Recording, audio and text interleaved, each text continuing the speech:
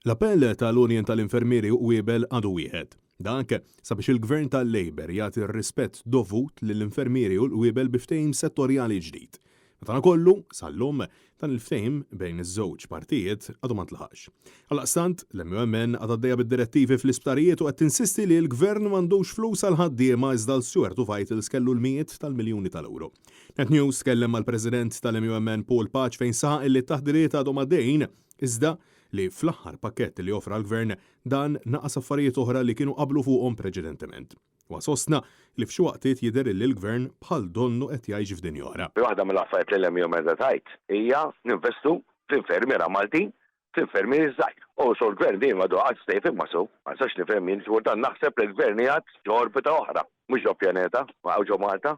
Ġifieri dak li jagħmlu l-gvernijiet barra, il-gvern don noqqas għandu interess li jagħmilhom. Paul Paċ insista li jekk dan il-ftehim settorjali ma jintlaħaqx ħlief ħaddiema mill-Asja u mill-Afrika mhux se jkollna għaliex il-Gvern se jkun qed igerrex lill-infermieri Maltin. Paċ spjega li huma bosta l-infermieri li qed isegwu d-direttivi iżda moħud li qed jiġu ħarest mill-konsulenti. ċertu konsulenti qed jaħaressjaw in-nurses tagħna sfortunatament, ċertu surgeons, meta huma l-ewwel grupp li tilqu dal-profsenar u jiġu jaqgħu mill-morda, ġifieri, imma fejn iridu jfittxu l-marit. Imma mbagħad biex jitilqu dal-profsenar ma jaħdmu sa ta' flaxija kif jaħdmu is-surgeons komplement tad-dinja, dik right biex imorru għall-privat.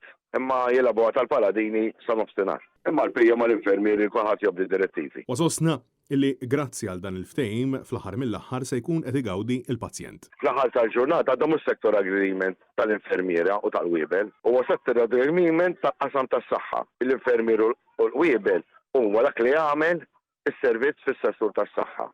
Jekk ma jkunx hemm għax ikollok il-binja li fil-każ tagħna laqqas binja maw sorataris, imma is-servizz ta' saħħa jiddependi kemm għandek infermiera u Wiebel. It-tnejn wara nofsinhar Net News tkellem mal-Ministru għall-Anzjani Etienne Bela fejn insista li l-Gvern offra l-pakkett tiegħu lill-MUMN. Il-Gvern offra l-pakkett tiegħu, issa wieħed irid jara kif ħadd iżvolġi s-sitwazzjoni, però nappella li l-ftehim isir għaliex qed ibatu l-pazjenti.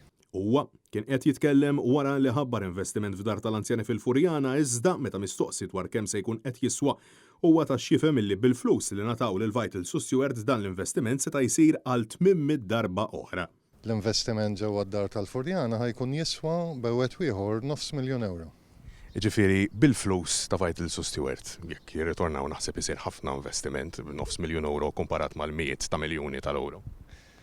Rigward il-Vitals u Stewart, tkellimt qabel, tkellmu l-kollegi tiegħi, tkellem il-Prim Ministru, m'għandix xejn inżid iktar f'dan il-mument.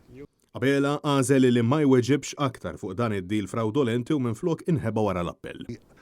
Il-kawża fil-qorti għadha għaddejja u qiegħda fażi ta' appell kulħadd jafa. L-istess bħalma ħarbet milli twieġeb is-Segretarju Parlamentari Alison Zerafacivelli kif meta mistoqsija kemm il-Kunsill Lokali seta' jkunu mejjuna bil-flus mormija fid-deal ta' Vitals jew jiġbed mod ċott. Taħna se nkomplu ngħinu lill kunsilli lokali ikomplu jagħmlu ġid lir-residenti sabiex ikollna lokalitajiet isbaħ il-poplu tagħna jkun jista' jgħix ħajja aħjar permezz tal-kunsilli lokali. Però b'dal-flus ikunu aħjar.